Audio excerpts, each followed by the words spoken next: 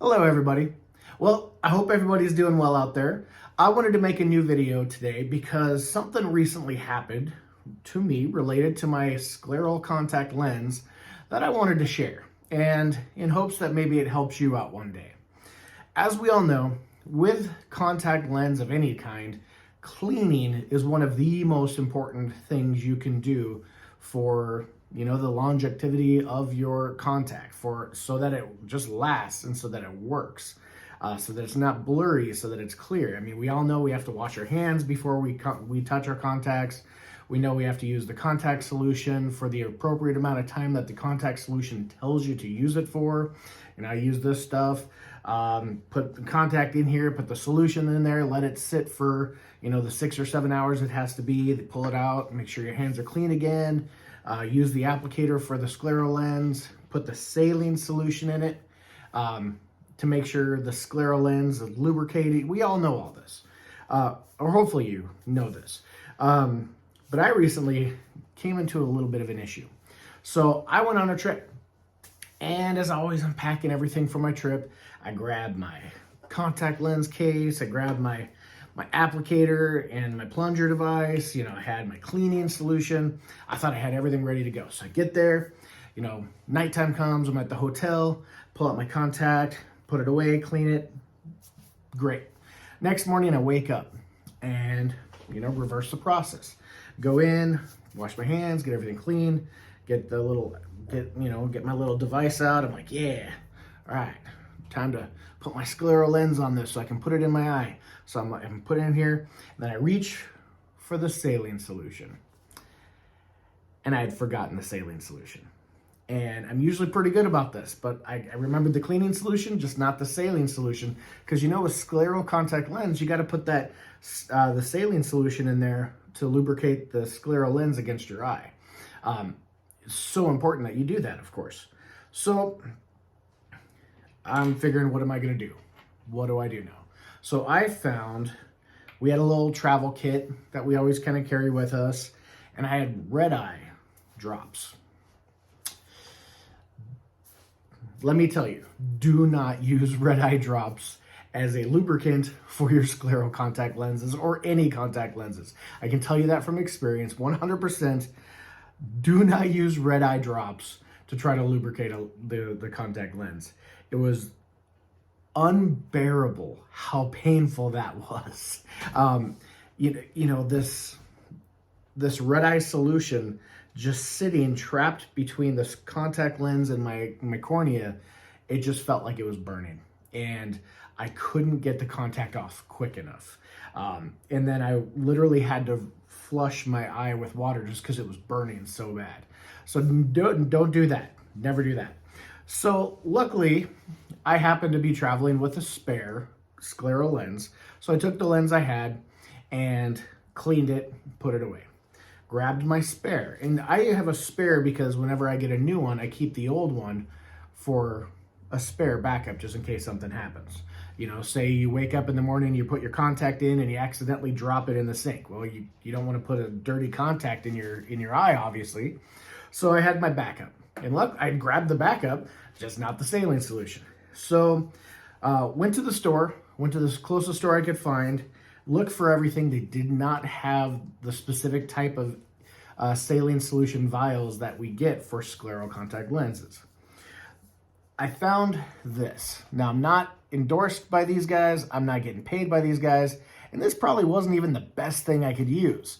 But here I am. I'm 3 hours from home. I need to wear a contact lens so I can see. I had to find something. So this box said, pH balance, more like natural tears than anything else. And I'd seen this at the doctor shop before, so I'm like, well, I'll give it a try. So I cleaned out the new one, put a couple drops of this in, put it in. It worked. Now, there's a caveat. It worked, but it was really cloudy. So this has, this cleans, and yeah, it would, more like natural tears, I'm sure. But the problem was, it was cloudy. It wasn't the same as using the saline solution that I wished I would have had. In a pinch, it worked. Wouldn't recommend it. What I'd recommend is don't forget your saline solution for scleral contact lenses. That's the moral of the story here. When you're packing for a trip, and you're packing your cleaning solution, and you're packing your your plunger, and you got this so you can take it out, you got this so you can put it in, you got everything you need. Just make sure that you have your saline solution, or else you'll find yourself in an uncomfortable situation like I did. Other things going on right now, my vision is still holding. I've had some questions I want to just take a second and answer. One is, I get this question a lot. Did the cross-linking correct my vision? No. Cross-linking doesn't correct your vision. Cross-linking, the only thing it does is freeze your eye where it is, stopping the degeneration. I have almost 5 points of astigmatism in my right eye. So when I had my cross-linking, it was blurry before, it was blurry after.